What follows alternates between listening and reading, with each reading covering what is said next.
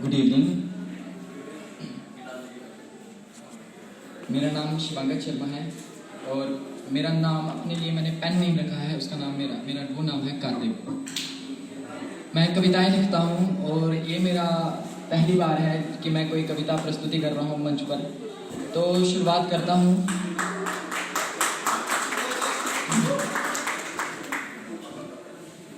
मैं एक संस्कृति सभ्यता हमारी यही कहती है कि किसी भी कार्य के प्रारंभ में सबसे पहले एक मंगलाचरण कर लेना चाहिए।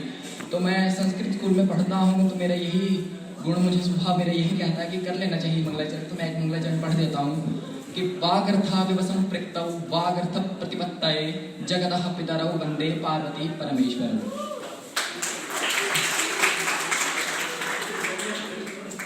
मैं संस्कृत में कविता लिखकर नहीं लाया हूँ, मैं हिंदी में ही लाया हूँ और मैं हिंदी में कर देता हूँ कि भरे तन में जो आकुलता उसे हम छंद कहते हैं, जो धारे पंख में स्वच्छता उसे अरविंद कहते हैं।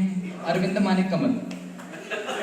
कि जिसकी बांसुरी लीला की गाथा गा रही दुनिया, कि जिसकी बांसुरी लीला की गाथा गा रही दुनिया, उन्हें भारत के वासी प्यार से गोविंद कहते हैं। शुक्रिया। तो आज जो मैं कविता कहने वाला हूँ उसका नाम है क्यों। उस कविता का कथानक एक लड़की है, उसका आधार एक लड़की है। वह लड़की जिसके अपने प्यार से हुई एक अनबन की वजह से उसमें दूरी उत्पन्न हो गई और वह दूरी को दूर करने के लिए एक नदी के तट पर बैठी है। काले बादल छाए हैं, बारिश होने वाली है और वह उन पलों को याद कर रही है जो पल उसने साथ में बिताए थे। तो मैं कविता शुरू करता हूँ। कविता का नाम है क्यों। ये मंजर कितना सुकून दे रहा है मन को, मैं भूलूं भी तो कैसे भूलूं बीती हुई उस अनबन को। वह कैसे भूल सकती है उस अनबन को कि जिन्होंने है अल्फाज मेरे तू गाती है सरकम, मैं बारिश सा बरसूं तू धुन मेरी चमचम, मैं तस्वीर तेरी और तू मेरी अल्बम, मोहब्बत हमारी भी पड़ती है हरदम। मैं वायु का झोंका तो फहराता परचम, मैं जख्मों का घर हूँ और तू मेरा मरहम। जैसे साथ रहने के रिश्ते की कल्पना की हो, वह कैसे एक अनबन को भूल जाए जिसकी वजह से उनमें दूरी बढ़ जाती है।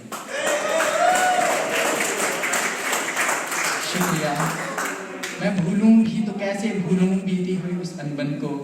ये लहरें दूर से उठती हुई आती हैं और मेरे कदमों में आकर अपना दम तोड़ देती हैं। मेरे अकेलेपन में देखकर मुझे ये बुलाना नहीं चाहती, अपने होने का एहसास करा मेरा साथ छोड़ देती हैं। जब वह साथ होता तो लगता कि यह बोलती हैं, मुझे अकेलेपन में देखकर छपाक से तट पर टकरा कर मुझे झकझोरती हैं। जब वह साथ होता तो यह बोलती थी, हम जब आपस में बातें करते हुए मसरूफ होते तो यह चोरी से आकर हमारी सभी बातें सुनती, हमारी किसी प्यारी भरी बात के अनकही याद के अपनी बुलबुलों सी आंखों से वो सारे लम्हे चुनती। पर आज ये मुनासिब नहीं कि मैं इन्हें बुलाऊं, क्या बताऊं कि क्यों नहीं आया वो आज मेरे साथ, क्या बताऊं कि क्यों नहीं लाया वो आज अपने साथ आसमान में चांद तारों भरी रात। सब उदास मायूस और गुमसुम से बैठे हैं, सोच रहे हैं कि आज क्यों यह अलग रहने लगे हैं।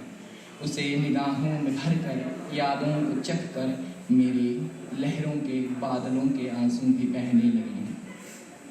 बड़ा ही खुददार है वो, न जाने क्या समझता है, हमारी भावनाओं के मायने वो कम परखता है। वो नहीं जानता कि किस कदर मैंने अपने को उसके अनुकूल सांचे में पिरोकर तोड़ा है। जो कभी भी समझौता ना करती थी अपनी जिद से, उसने तुम्हारे लिए अपने को हर तरफ से मोड़ा है। उसे किसी की भी कदर नहीं रही, बस अपनी परवाह है। उसे भूल गए वो मेरे तकिए में दफन हुए आंसू, उसे तो बस अपनी हसरतों को पूरा करने की चाह है। ये गवाह, ये लहरें, ये बादल, ये पल, ये लम्हे, ये सब गवाह हैं। ये गवाह इस जन्म में ना सही होंगे कारगर कहीं, जब याद उसे आए मेरी तब मिलने आएगा यहीं। तब तुम खामोश रहना, न बताना उसे कि मैं चली गई हूँ अपनी यादों में सोने। जो छूट गया था उस अकेले पड़े सहारे को अपने उस नर्म से तकिए को भिगोने। जब उसे हकीकत मालूम होगी तब वह टूटेगा बिखरेगा मेरी तरह, दौड़ता हुआ आएगा तुम्हें फिर पूछने कि कहाँ है वो।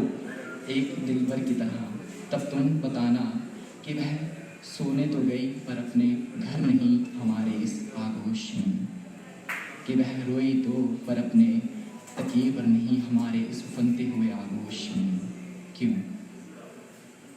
लम्हे फुर्सत के हों तो रंजिशें भुला देनी चाहिए, लम्हे फुर्सत के हों तो रंजिशें भुला देनी चाहिए, किसी को भी खबर नहीं कि सांसों की मोहब्बत कहाँ तक है। धन्यवाद।